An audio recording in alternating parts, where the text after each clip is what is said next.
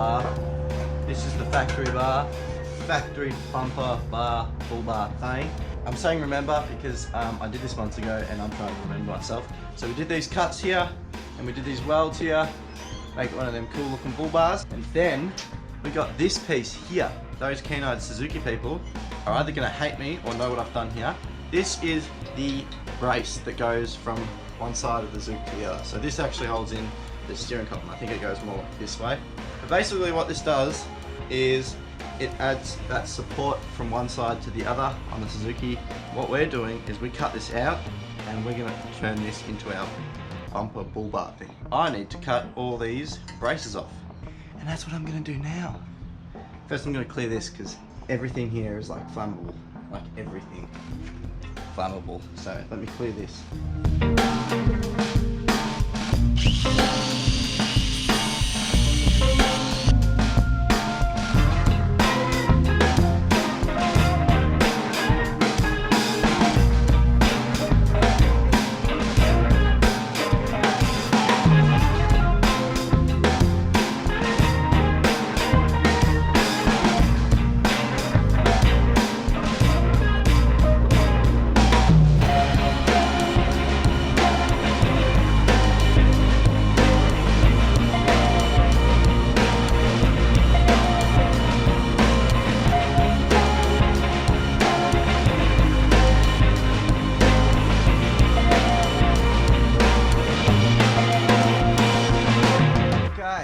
So, this is where we have it now. It's all like reasonably cleaned up.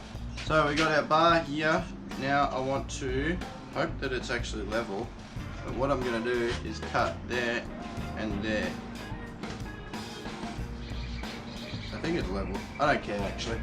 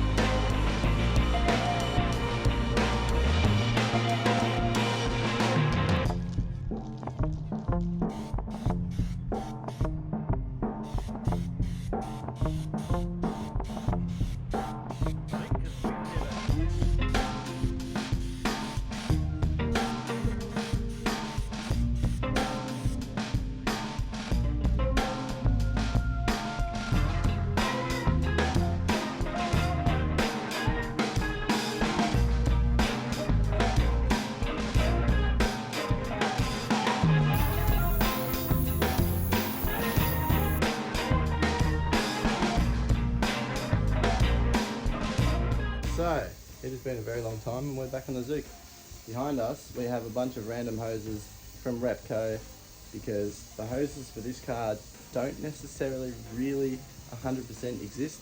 They do, but they're like 400 bucks or no, even more from the Netherlands or from Indonesia or something like that. So I went to Repco and they let me have a look out the back for some random hoses and whatnot, hoping that some of them are going to fit. And see what the heck happens there. Got some T-pieces. I've only got one T-piece because that's all they had. Sorry, not T, like a brass fitting. Yeah, this one. Only got one of them. Got some random hoses. So we've got a BA Falcon hose. Oh, Falcon parts on the Zook.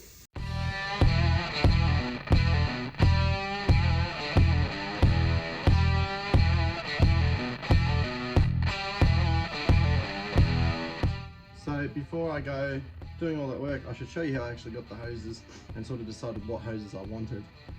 So I'm very lucky to have with me, not that I can find it right now because I lost it. I think it's a service manual or it's a parts manual or something like that. Anyways, I took pictures of it like so. So we have the parts numbers as well as pictures of the hose, oh, wrong way, as well as a layout of how everything goes. So that includes your heater hoses, your radiator hoses. In the other picture we have all the part numbers. What I did was I got all that up, then I went and measured all the outlet diameters. So the outlet from the water pump, outlet from the radiator, same from the heater boxes, all of that stuff. Got the measurements and went to Repco and Super Cheap Auto, and I forgot to bring measuring stuff with me, they gave it to me, but just measured the inner diameters of a few different hoses and sort of guessed it. We now have the water pump plumbed in. You can see there, that one goes from there down to the radiator. That hose in there, which goes underneath the engine, comes through and pops through there to the inlet manifold.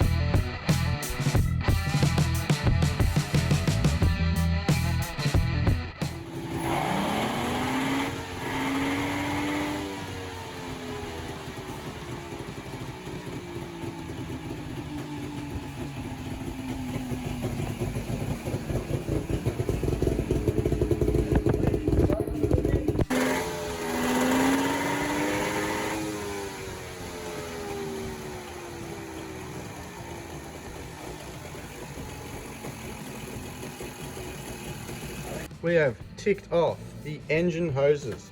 They are all on. So now I'm going to focus my attention on the brakes. Rebuild master cylinder, need to do that.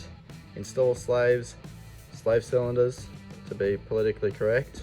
So what I've done is I've taken out these. They go in the rear, give them a nice clean. They were seized before, but now all clicky and happy and how they're supposed to be. So what I've been doing is all of these parts have been going through the ultrasonic cleaner, getting them all nice and fresh again. Along with that, I have nice new shoes, brake shoes. Now, I only need new fronts because this car pretty much has brand new rears. They've maybe seen, I don't know how many Ks, but measuring them up, they are fine to use. Another thing to go in the car is nice new shocks.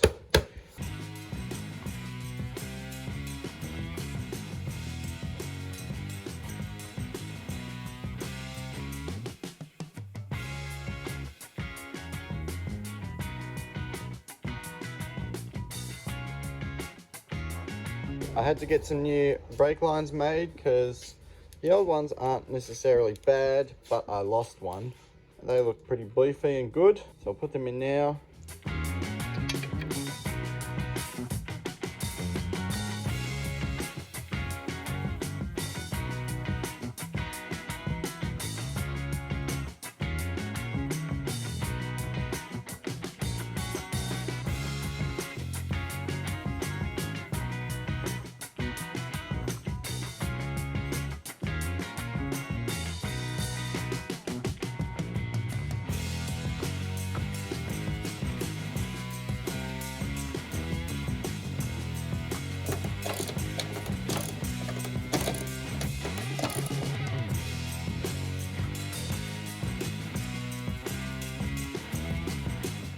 Alright, so we have our master in, and I put fluid in, and you'll see there's zero fluid in the rear.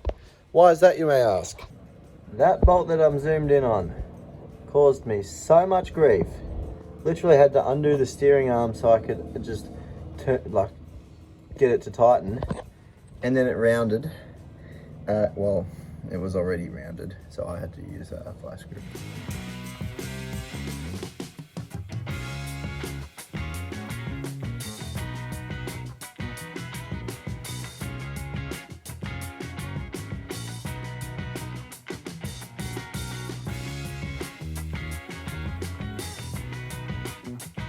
Alrighty, time for a little update on this. We have got our list of things and a few things are done. So, head over to the brakes. We have new slave cylinders, springs are old, brand new pads, or shoes, whatever they're called. Lines have just been cleaned and painted. Brand new lines, brand new shocks, all installed. It's pretty much a brand new front end. Really, the only thing that's old in there are the springs that hold the shoes in, and that line. Put it through the something called cleaner that does the electrical stuff, and it went zzz, and now it's clean and flows fine. I went to bleed them and then forgot that you have to put the drums on to bleed them because I'm not the sharpest tool in the shed. Whoops.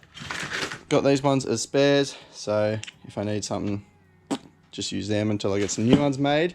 Had to do some exhaust hangers. Now, unfortunately, Suzuki no longer produce, or you can no longer buy exhaust hangers unless they're from the Netherlands, and they're like 400. They're stupid money. However, these are like $5. They're just a generic exhaust hanger. What I've done is just made up a little bracket. It goes like this with this exhaust hanger. One bolt goes straight to the chassis. This bracket goes, one bolt goes through here, and then one bolt goes through the exhaust.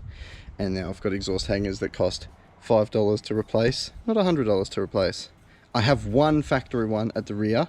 For some reason I only bought one, but now I've got these, so I just need to make another bracket. For a little while, this car sat outside and all of the bolts started to look like that. What we did was bought some new stainless steel bolts. They cost about $30, so not the most expensive thing. And they go from that to that. In hindsight, it's actually a smarter idea because now the bolts match mirror, door handle, fuel cap. Another new thing is there was a hole here, and I was like, oh, I don't know what I can fill it with. This was $30 from Super Cheap Automotive, and it honestly fits the car perfectly. Another hole was here.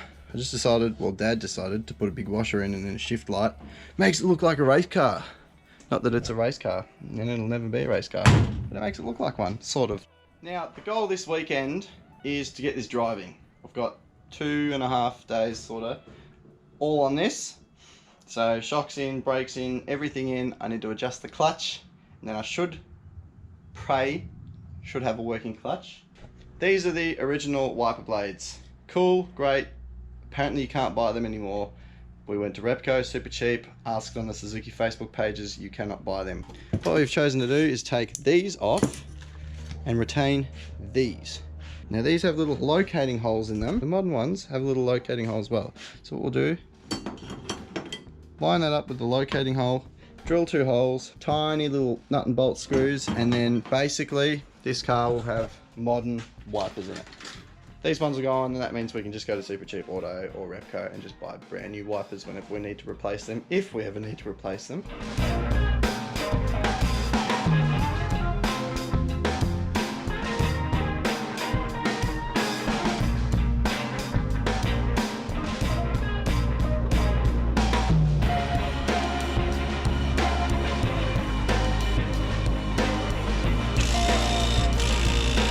Alrighty, so I thought I'd just show you remaking the bonnet latches. So this is what we're starting off with. They've been wire brushed, rust has gone through it pretty much, so there's a few holes. What I've done, cut out a template with some paper, made a piece of metal, sort of shaped it and contoured it the right way, and then MIG welded it on, and now just filed and ground it and everything, so it pretty much looks new. And then I'll paint it with like a stone shield kind of thing. I couldn't really get in there, so it doesn't look the best, but at least this side looks alright.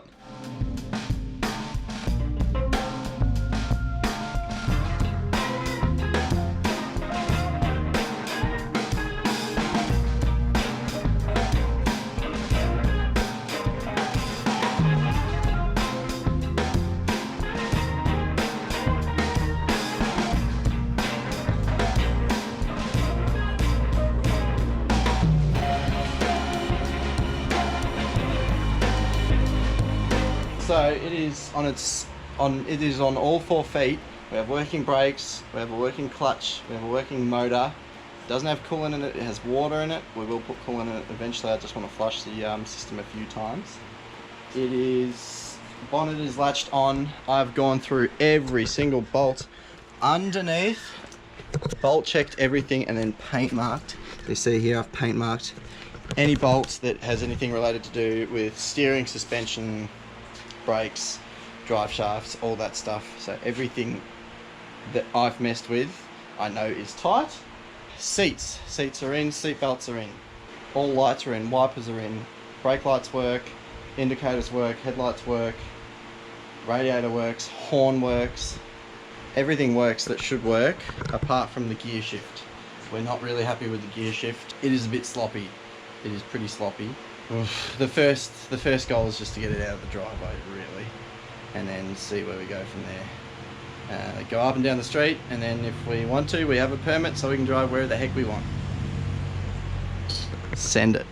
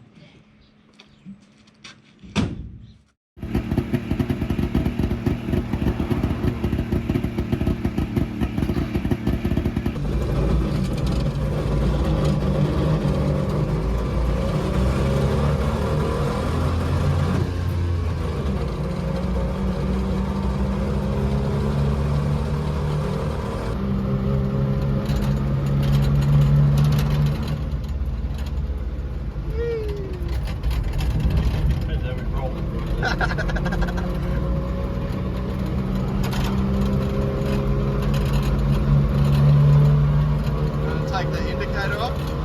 Yeah, I always do.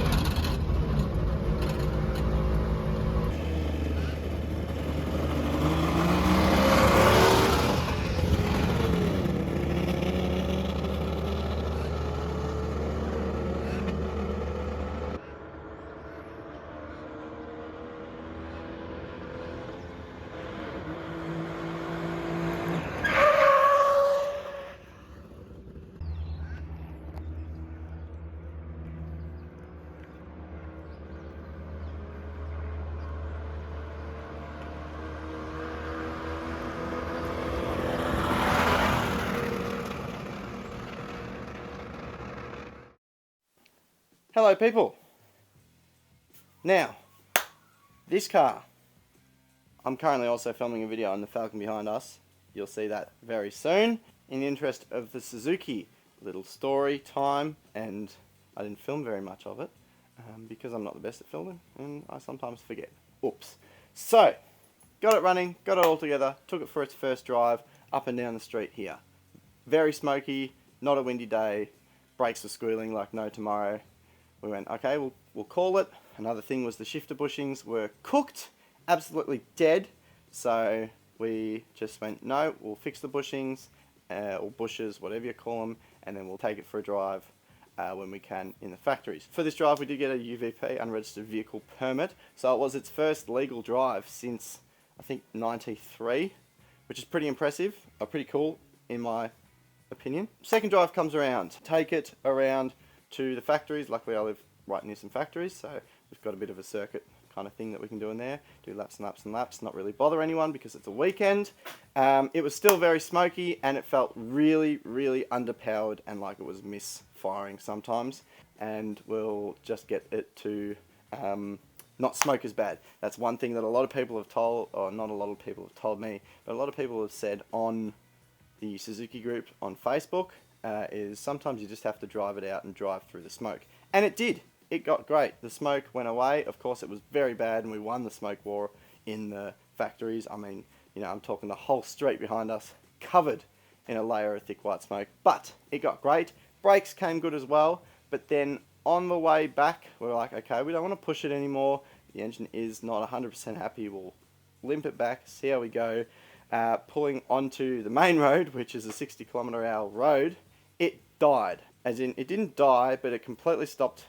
Just, it ran, but any form of acceleration was gone. Now, this was probably our fault. We shouldn't have driven through the misfire, or we shouldn't have driven it for the time that we did. We spent maybe half an hour driving it. Limped it home. When I say limped it, we're talking 10km/h with meow cars, buddy. Checked spark, thought I lost spark or something like that. Checked with different leads, did a compression test. Here's the crap part. Cylinders 1 and 3 are around about 110 psi. I think the manual says like 150 to 160, so not ideal, but that's not the bad part. The bad part is cylinder number 2 has absolutely zero compression. Not even the gauge doesn't even move. There is nothing. Zilch. Nada. So, what could that be? It could be rings. Piston rings are completely shot. It could be that there's a hole somewhere that there shouldn't be. It could be that, I think there's like a reed valve system that people are talking about that goes in between the intake and the block. That could have just blown apart. If it has, that's the best case scenario because I can replace that. They're readily available, luckily. But it means for the time being this car is off. It's not that I've given up, but I would like to build another car. And the reality of it is things are too busy elsewhere to sort of put time into this. It's not really a car that I'm going to use much, whereas the other car is sort of a long time dream that I've wanted to do for a long time. I already have a four-wheel drive. I don't need another four-wheel drive, and for me this can sit in the corner for a little while. I will probably tear it apart whilst it's here and then see what the damage is and then reassess then. Everything underneath is great. Brakes, great. Suspension is awesome. It feels solid. Yes, it is leaf sprung. Yes, it is rough. I still need a window channel so that the window doesn't do this because that's really annoying. Shifts, absolutely great. I need to give a big shout out to, I think it's James Boyer in Western Australia. He offers bushes, brand new bushes. There's a cup that goes in the shifter. He makes them brand new and can get them shipped out to you, and I 100% recommend them. I hit him up and within 10 minutes I think it was shipped, and then it arrived like in 2 days and it went straight in perfectly, and now it feels awesome. So big shout out to him on Facebook. Hit him up if you do need one for one of these. Everything feels good, just the engine, the bit that is the most important part, carked it. Now probably was our fault, could have been running like this before we got it. The problem is I have no clue what it's supposed to run like. Well, I should, but I don't, because I really don't know these engines. It was a complete unknown for both me and my father whilst working on it. We don't really have anyone with knowledge near us that knows these, as well as some others do. I didn't really at the time, now I do. sort of thing. Probably should have done a few things before driving it in hindsight. Probably should have compression tested it when I got the thing, but I didn't. What can you do? It's cars. Welcome to cars. Sometimes you make mistakes, sometimes things break. Could have done this, could have done that. Could have been here, could have been there, but reality is what happened. Now we've got to fix it. I still want to fix it. I still want to get this on the four-wheel drive tracks. I'm absolutely very excited to get on the four-wheel drive tracks. Just for the time being, for me, I'm going to sort of just set it to the side a little bit whilst I focus on another project, and then we'll come back to it. Thank you for watching this video. I know it was sort of pieced together and probably not the best, but that's what happens when it takes you a year to do things when it really shouldn't, or I'm just lazy and don't edit things. I hope you enjoyed watching. If you want to comment what your thoughts are on the engine down below, or anything else about the car, any questions, any queries, any criticisms as well, be nice. I have feelings. Please do. Thank you for watching, and I'll see you in another one. Cheers.